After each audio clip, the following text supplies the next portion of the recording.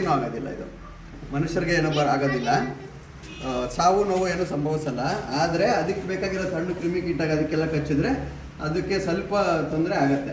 ಹಾಗಾಗಿ ಇದು ಯಾರಿಗೂ ತೊಂದರೆ ಕೊಡದೇ ಇರೋ ಅಂಥದ್ದು. ನೋಡಿದ್ರೆ ನೀವು ನಿಮ್ಮ ಮನೇಲಿ ಇದರದ್ದು ದೊಡ್ಡದು ಅಮ್ಮಗೆ ಏನಾದ್ರು ಬಂದರೂ ಅಷ್ಟೇ ಕೂಡ ಹೊಡೆದು ಸಾಯಿಸೋದು ಯಾವುದೂ ಮಾಡಬೇಡಿ. ಅವನ್ನ ಮುಟ್ಟಿ ನಿಧಾನ ಕೊಟ್ಟು ಏನಾಗಲ್ಲ, ಮುಟ್ಟಿ ನಿಧಾನ ಕೊಟ್ಬೇಕು, ಅದಕ್ಕೆ ತೊಂದರೆ ಮಾಡಬಾರ್ದು ಅಷ್ಟೇ. ಓಕೆನಾ? ಎಷ್ಟು ಮುದ್ದಾಗಿದೆ. ನೀವು ಡ್ರಾಯಿಂಗ್ ಕಲರಿಂಗ್ ಮಾಡಿದ್ರೆ